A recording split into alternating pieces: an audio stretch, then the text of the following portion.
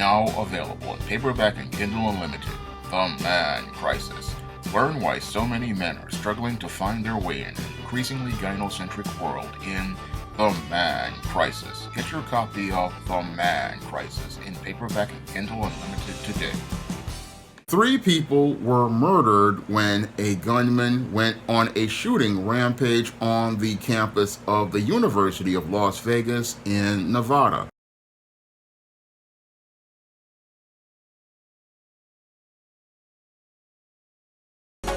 Breaking right now, new details on a college campus killer in Las Vegas. Investigators say 3 people were killed in a shooting at UNLV that had campus security telling students to run, hide, or fight. Eyewitness News reporter Rob McMillan live now in Las Vegas tonight with some late-breaking new details on this investigation. Rob. Right. ABC News has learned that law enforcement believes the shooter is a 67-year-old college professor identified as Tony Polito, who had recently applied for a job here at UNLV but was denied.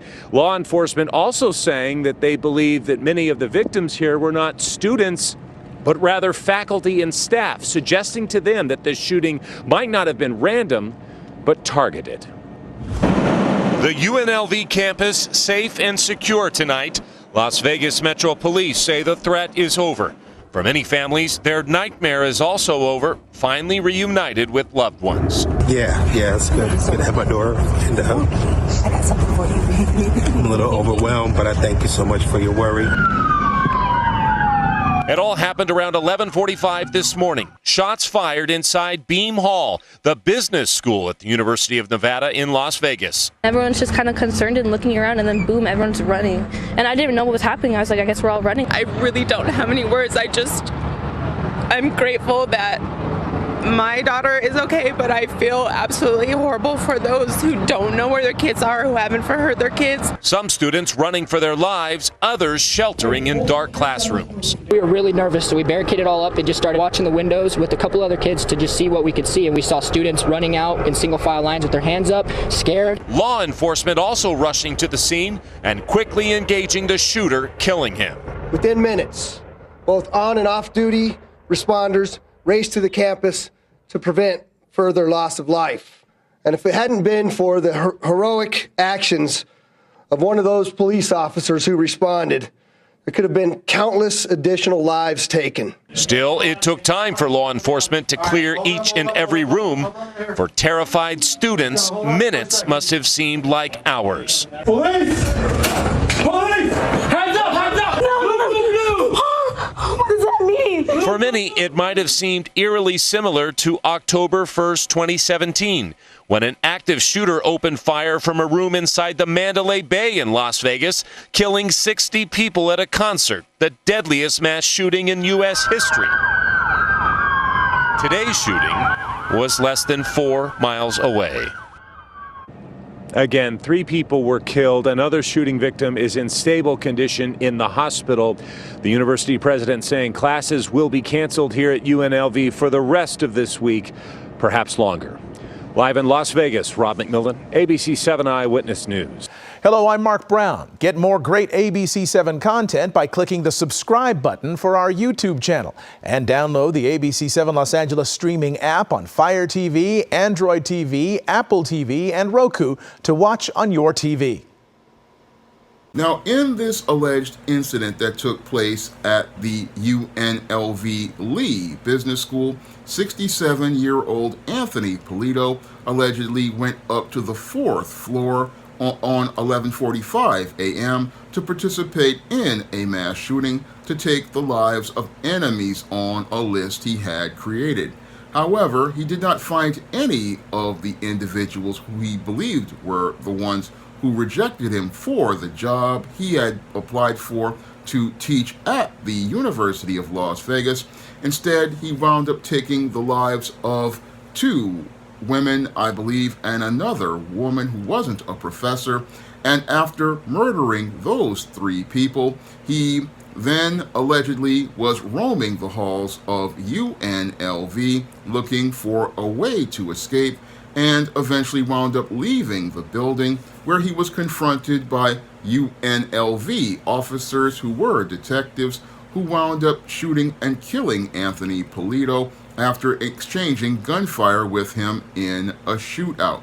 Now, the Las Vegas police see Anthony Polito's mass shooting as an isolated incident, but when I take a critical examination of all of the details of the case of the mass shooting Anthony Polito participated in, it fits the pattern and profile for beta males that I talk about in my book, The Man Crisis. And it's clear to me after doing research on all the details of the mass shooting that Anthony Polito participated in, that Anthony Polito's behavior was possibly motivated by his whole quest to fulfill a dream that he had in his rose-colored reality. Now, in The Man Crisis, I talk about how many beta males perceive the world, and it looks like to me that Anthony Polito was living in what I call a rose-colored reality regarding a quest that he had to achieve a dream to work in Vegas. Now, before Anthony Polito was going to live in Vegas, he lived in North Carolina and taught at a North Carolina university from 2001 to 2017. And he wound up quitting that job as a tenured professor with job security to go live his dream in Vegas. And before he came to Vegas, he told many people about his travels to Vegas and his quest to live in Vegas. And that's what he was looking to try to fulfill with this whole plan to go to Vegas. What he wanted to do was go out here and be able to live and work in Vegas. However, what happened was his quest to live that dream ran smack dab into reality. And over the last 5 years, Anthony Polito's life went into a major state of decline.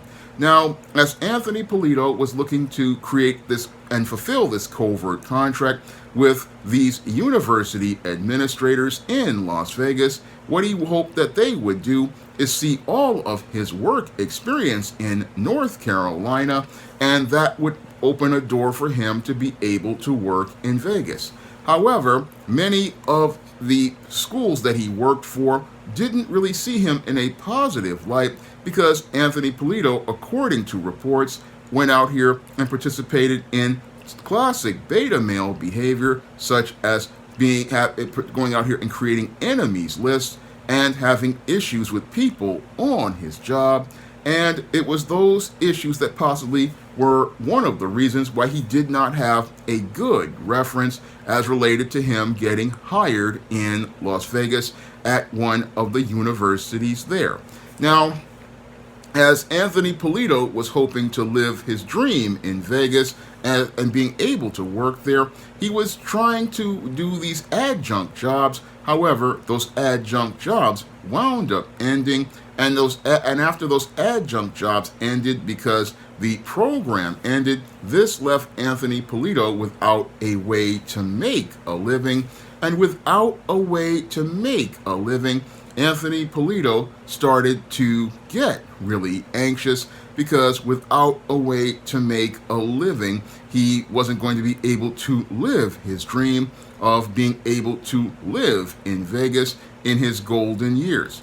Now, as Anthony Polito was scrambling to try to find a job somewhere in Las Vegas as a professor, this is where his beta male anger started to simmer and boil, and he started to become frustrated about the state of his life, and he became frustrated about the state of his life because he had gone out here and left his good job at the ECU, which was the East Carolina University, and he had left this tenured job where he had job security and fiscal security.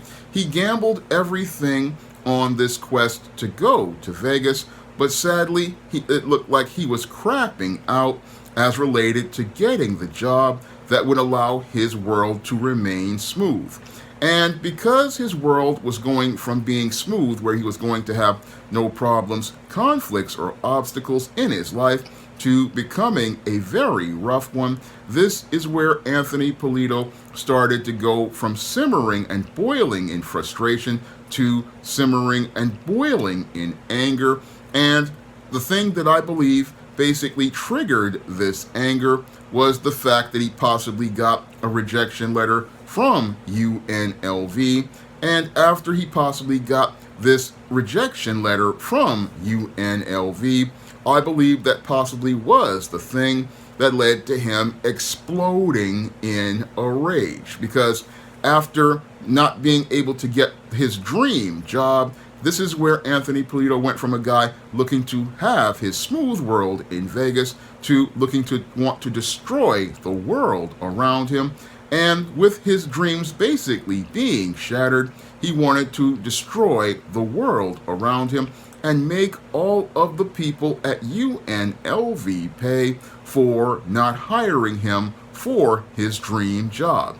So once Anthony Polito wound up not being able to get his dream job, that's where he, I believe, had the motivation to look to go out here and do harm to staff at UNLV and went to that university with an enemies list, hoping to take the lives of the individuals who he believed denied him an opportunity to live his dream and be able to live and work in the city that he oftentimes enjoyed vacationing in.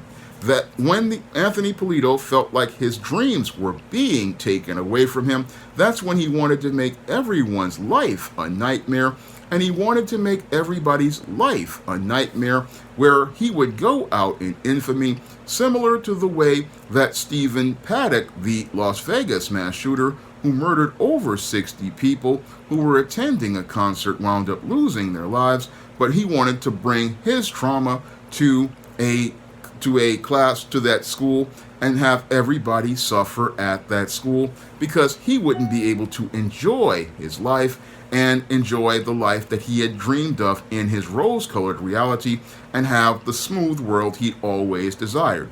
And that's what I believe motivated Anthony Polito to go to Vegas to wind up participating in this mass shooting to get revenge on all of these individuals for not giving him his dream job. And as he was doing this, he also had sent out letters to different universities, some of them with powder in them, to kind of put a scare in all of those people that he could not reach with that firearm that he had. And as he took out that 9mm pistol, he then took the lives of 3 innocent people who had absolutely nothing to do with this situation. And after taking the lives of those 3 innocent people who had absolutely nothing to do with this situation, that's where Anthony Polito was basically, he started to wake up to reality, because with a lot of beta males, they will sit in their rose-colored reality in a place I call the secret world, imagining all of these revenge scenarios.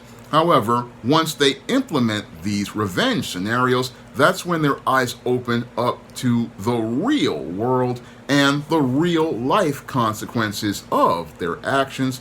And as their eyes open up to the real world consequences of their actions, that's when these men go from exploding in rage to having to be filled with fear as related to dealing with the consequences of their real world actions. And that's what the reason why I believe Anthony Polito was wandering the halls of the Lee building in UNLV looking for a way to escape. And as he was looking for a way to escape, he realized that the walls were closing in even worse than his own previous personal life situation. Because before he participated in this mass shooting, Anthony Polito's whole fiscal situation had fallen completely apart, and this man, who was fiscally secure with a good job in North Carolina, was looking at winding up in poverty because he had basically spent all of his savings gambling on getting a job in Las Vegas. and he was basically had an eviction notice taped to his apartment. And with that eviction notice taped to his apartment, he was in a place where he had nothing to lose because he had basically crapped out in life. And with him rolling snake eyes in life as related to his dream in Vegas, that's where Anthony Polito went and tried to escape the building, but wound up running into two detectives from the UNLV police. And as he exchanged gunfire with them in a shootout, I believe that Anthony Polito knew at this point he had nothing to lose, and this is why he participated in the shootout, so he could possibly commit suicide by a cop and wind up having them take his life so that he would not have to suffer the ignominy of winding up taking his own life like many mass shooters do, so that he would not have to be able to go out here and be accountable for his own demise and his own failure of life. No, he wanted that to be on the shoulders of those police, and that's the reason why I believe he engaged in the shootout with police so that they could take his life, because at this point he basically had gambled everything and wound up losing as related to his dream in Vegas, and he wanted to go out in a way where he would not have to be accountable for all of his failures. So this is the main reason why he went and engaged with those individuals as related to that shootout on the UNLV campus outside of the building.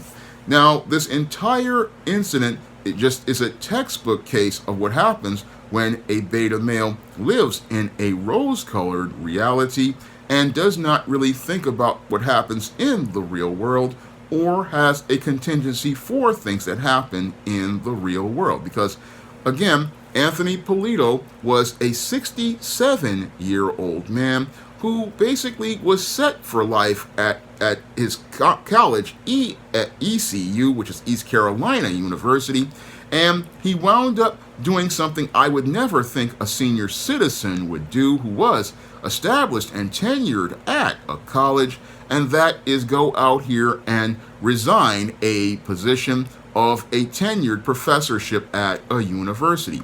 I've been in colleges and dealt with professors, and usually professors will hold on to those jobs until they pass away due to the job security, or they will retire and receive all of their benefits. But Anthony Polito, basically so caught up in his delusion regarding going to Vegas, did not go out here and think critically about his job security. No, he had many options he could have taken as related to his job. I mean, if you're a tenured professor, you can go out here and take a leave of absence and be able to come back to your position. But I believe Anthony Polito held grudges against individuals at ECU that he was working at, and he wanted to get back at those individuals by leaving and being able to throw a middle finger up at them. And because he was caught up in his feelings, what he wanted to do was hurt those people at ECU, but didn't see how he was hurting himself. And what happened was he wound up going to Las Vegas without a job secured. And as he was spending his savings looking to spite all of those people at ECU, what he did was show how this man who had a doctorate in business administration did not have a solid business plan. Because I remember Rob Carmona, the CEO of Strive, telling me when I had some issues with a workplace mangina and I was about to leave AmeriCorps Vista, that you never leave a job until you have another job lined up. So this was the mistake that Anthony Polito made as related to his academic career. I mean, he was he quit a job on emotion in 2017, thought he had enough money saved up to be able to secure another job at another university easily, and possibly was motivated by the pandemic to think, oh, they would be eager to hire another professor.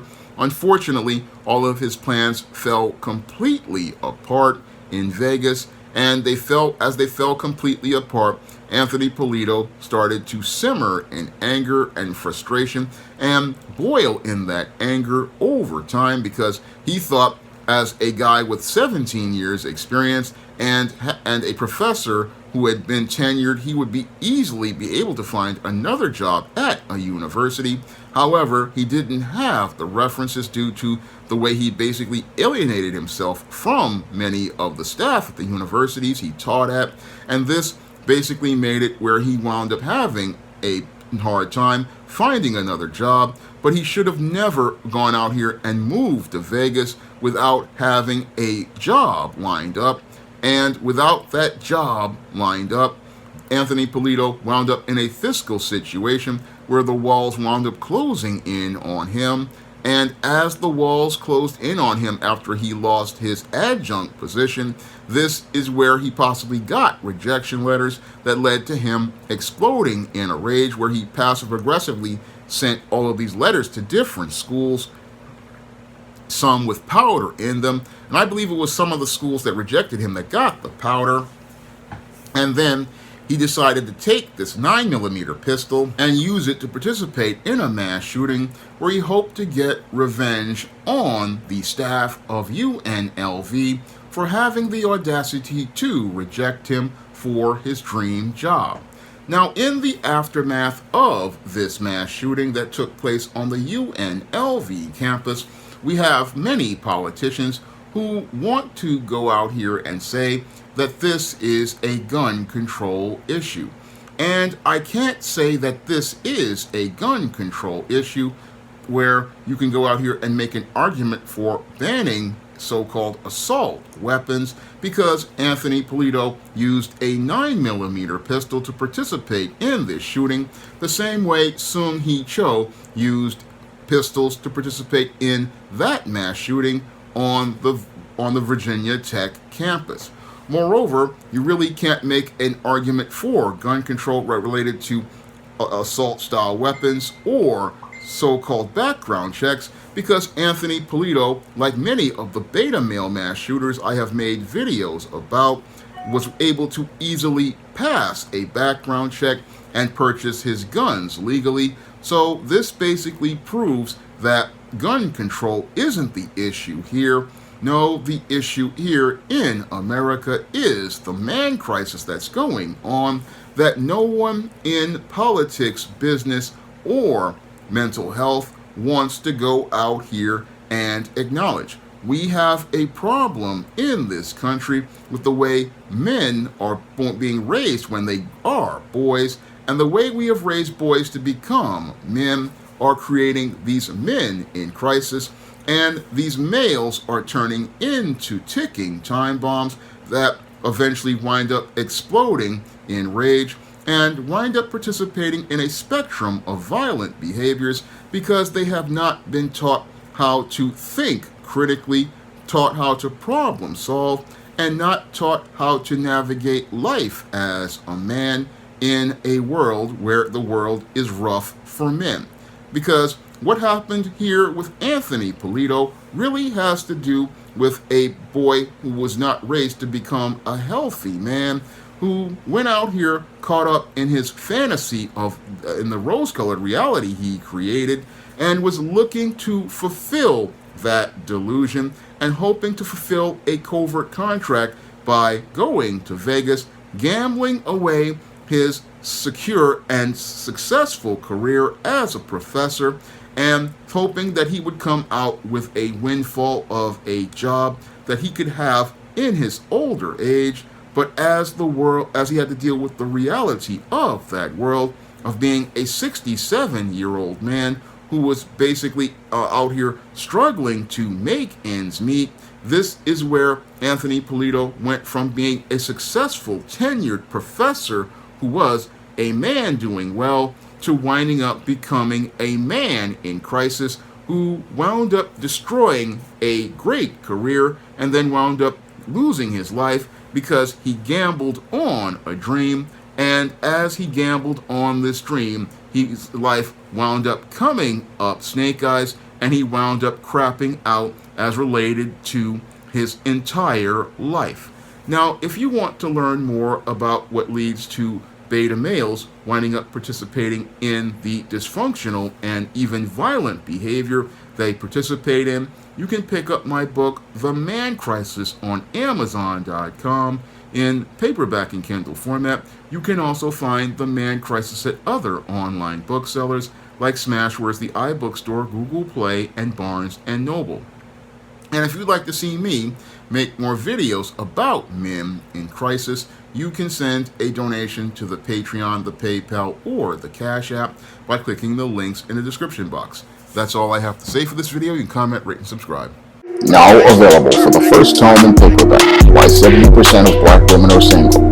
Learn all the reasons why so many Black women can't find a husband and why 70% of Black women are single.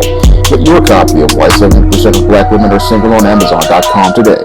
Support Black-owned and Black-operated digital broadcast media. www.niceradionetwork.com. Nice Radio Network, broadcasting 24 hours a day, 7 days a week.